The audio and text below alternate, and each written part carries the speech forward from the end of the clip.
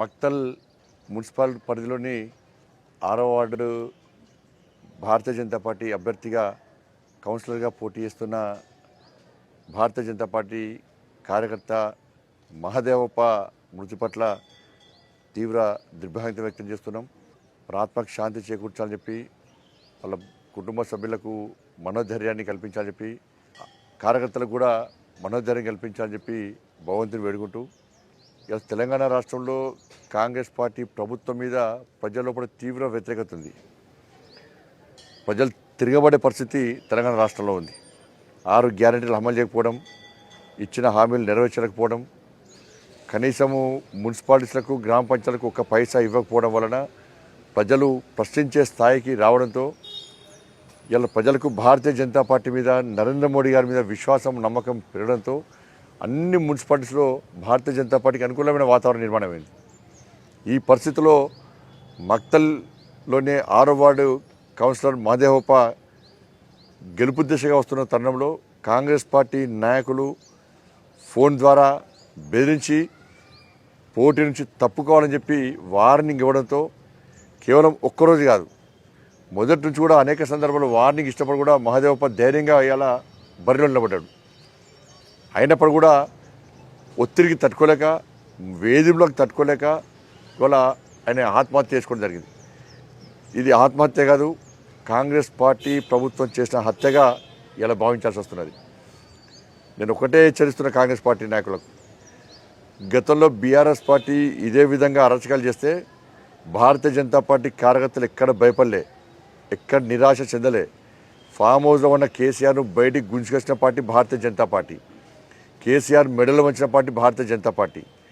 ఇవాళ కేసీఆర్నే మెడలు వంచి బయటికి వచ్చిన వాళ్ళం మీ కాంగ్రెస్ పార్టీ ఎంత మాకు. ఇలా కాంగ్రెస్ పార్టీ మొదటి నుంచి కూడా మున్సిపల్ ఎన్నికల్లో నోటిఫికేషన్ వచ్చినప్పటి నుంచి కూడా అనేక ప్రాంతాల్లో భారతీయ జనతా పార్టీతో పాటు ఇతర పార్టీ కార్యకర్తలను ఎత్తుకపోవడం, బెదిరించడం, వాళ్ళ కుటుంబ సభ్యులు ఉద్యోగస్తుంటే వాళ్ళకు వార్నింగ్లు ఇవ్వడం, పోటీ నుంచి తప్పించే ప్రతి చేయడం. చేతగాని దద్దమ్మ పార్టీ కాంగ్రెస్ పార్టీ. వాళ్ళ మీకు ధైర్యం ఉంటే, మీకు చీము నెత్తురుంటే డైరెక్ట్ బరిలో దిగి మీకు గెలిపేదో చూపట్టండి. పిరికి పందెం లెక్క, సేవ చేసిన లెక్క, చాతగానం లెక్క ఇవాళ భారతీయ జనతా పార్టీ కార్యకర్తలను వేధింపులకు గురి చేస్తే ఇవాళ తగిన గుణపాఠం చెప్తాం. భయపడే ప్రసక్తి లేదు. మీ ఏం కాదు, కాంగ్రెస్ పార్టీతో ఏం కాదు. ప్రజలు రోడ్ల మీద తిరిగే పడే పరిస్థితి ఉన్నది. తిరుగుమని రాష్ట్ర ముఖ్యమంత్రిని తిరుగుమని చెప్పి రోడ్ల మీద తిరుగుమని చెప్పాను. మీ మంత్రులను రోడ్ల మీద తిరుగుమని చెప్పాను. రాళ్లతో కొట్టే పరిస్థితి వచ్చింది తెలంగాణ రాష్ట్రంలో. ఈ ఎన్నికలు వస్తాయి పోతాయి. ఎన్నికల తర్వాత మిమ్మల్ని వదిలిపెట్టే ప్రసక్తి లేదు. మహదేవప్ప మృతి వాళ్ళ ప్రతి భారతీయ జనతా పార్టీ కార్యకర్తలు కూడా ఆవేదన రగిలిస్తున్నది, అలా ఆవేశం రగిలిస్తున్నది. మా యొక్క సహనాన్ని మీరు పిరికితనంగా భావిస్తే ఇలా తిరగబడుతున్న విషయం గుర్తుంచుకోండి. వదిలిపెట్టే ప్రసక్తి లేదు. ఇలా భారతీయ జనతా పార్టీ కార్యకర్తలుగా పిలిచేస్తున్నా, ఆత్మహత్యలు చేసుకోకండి. భారతీయ జనతా పార్టీ కార్యకర్తలకు దేనికైనా తెగించి కొట్టాలండి. మీ వెనక భారతీయ జనతా పార్టీ రాష్ట్ర శాఖ ఉన్నది. నాయకులందరం మీ వెనకాల ఉన్నాం. ఎక్కడ ఆపద వచ్చినా, ఎక్కడ కష్టం వచ్చినా అర్ధరాత్రి మీ ముందు వాడడానికి మేము సిద్ధంగా ఉన్నాం. భయపడే ప్రసక్తి లేదు.